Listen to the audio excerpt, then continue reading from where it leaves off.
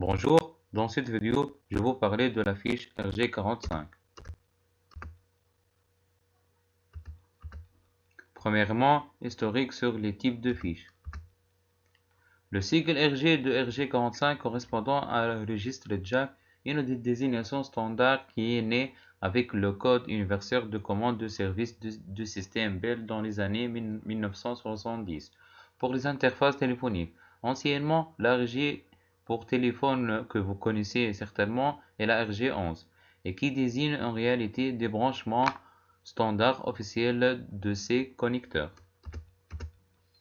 Ainsi, France Télécom recommande l'utilisation du RG45 raccordé en réseau en étoile pour les nouvelles installations téléphoniques. Depuis le 1er janvier 2008, la norme NFC 1500 oblige l'installation de RG45 pour les bâtiments neufs, extensions et rénovations complètes, même si une seule paire non nécessairement torsadée suffit pour la téléphonie en mode analogique et si aujourd'hui la plupart des téléphones vendus ont des câbles souples non torsadés terminés par des fiches mâles 6P2C.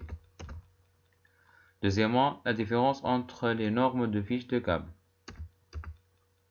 RG45 est le nom usuel et inexact du connecteur modulaire 8P8C, utilisé couramment pour les connexions Internet. Le 45 indique un numéro dans le standard RG qui n'existe pas officiellement. En réalité, il n'existe pas de standard fédéral normalisé RG pour les réseaux informatiques car il ne traverse pas l'espace public. La RG11 utilise une interface à 6 positions de contact 6P2C pour les services téléphoniques à une seule ligne et c'est que la plupart d'entre nous avons connu dans nos maisons en grandissant, et si vous êtes issu de l'univers de la téléphonie.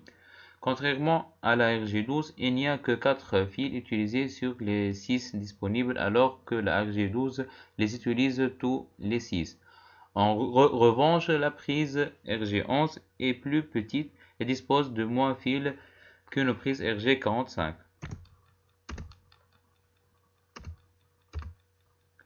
Le RG12 est physiquement le même connecteur que le RG11. Sur le RG12, les 6 conducteurs sont utilisés alors que seulement 4 le sont sur le RG11.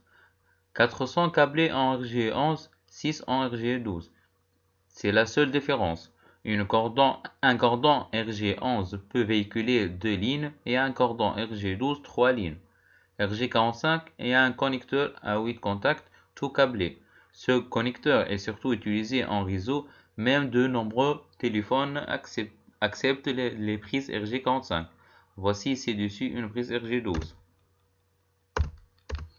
Troisièmement, les câbles droits, les câbles croisés. Pour établir une liaison physique entre plusieurs ordinateurs dans un réseau local, il est possible de relier ceux-ci par câble ou par onde électromagnétique.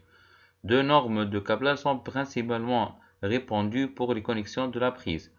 La norme T568A et la norme T568B, que sont les normes de câble. Comme nous le savons, les câbles réseau sont conçus avec 4 paires de fils constitués chacun d'un fil coloré et d'une bande de même couleur. Pour le réseau Ethernet, seuls 2 fils de câbles sont utilisés. Les autres paires de fils de couleur sont utilisées pour une autre application de réseau Internet ou pour les connexions téléphoniques. Que sont les câbles droits et croisés? Un câble droit est un type de câble à paire torsadée utilisé dans les réseaux locaux pour connecter un ordinateur à un concentrateur de réseau tel qu'un routeur. Ce type de câble est également parfois appelé câble patch et constitue une alternative aux connexions sans fil lorsqu'un ou plusieurs ordinateurs accèdent à un routeur via un signal sans fil.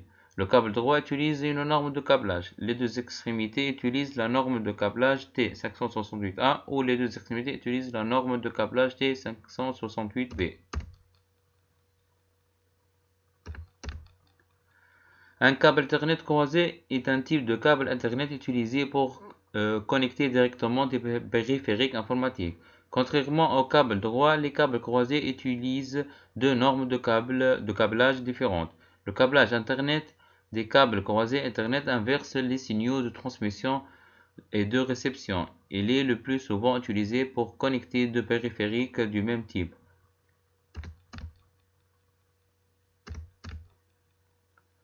Quelle est donc la principale différence entre le T568A et le T568B?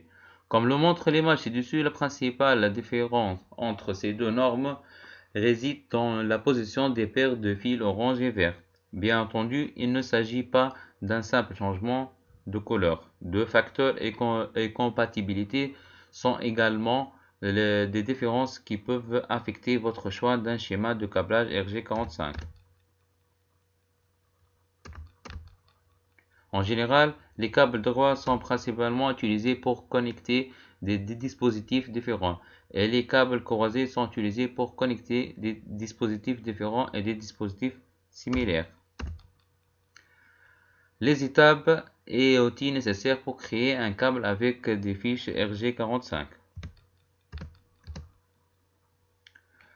Outils et matériel nécessaires. Une passe coupante, dénudeur de câble pair, une pince à sertir pour fiche RG45, tournevis plat, testeur pour câble réseau, connecteur RG45, manchon pour connecteur, connecteur RG45 mâle, câble réseau souple 4 paires.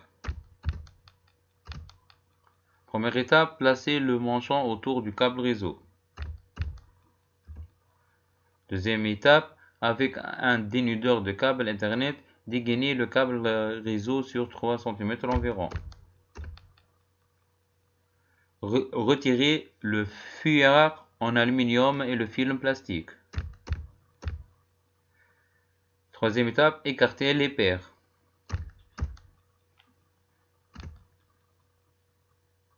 Dépirez les conducteurs torsadés.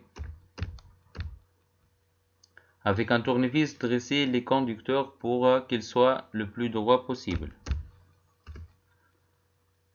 Alignez les conducteurs en respectant la Convention européenne, section 68B.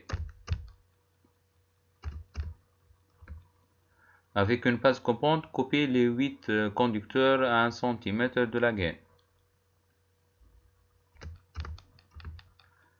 Quatrième étape, maintenir les conducteurs entre pouce et index. Cinquième étape, vérifier le bon ordre des couleurs. Sixième étape, positionnez le connecteur RG45 languette vers le haut. Vérifiez que les conducteurs arrivent bien embutés dans le connecteur RG45.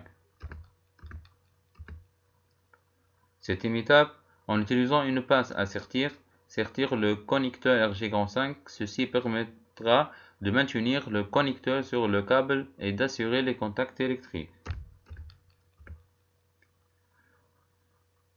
Positionnez le manchon sur le connecteur RG45 pour assurer la finition esthétique et l'identification.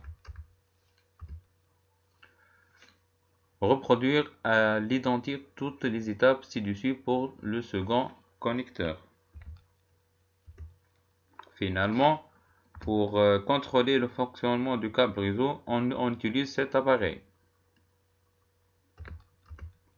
Merci pour votre attention.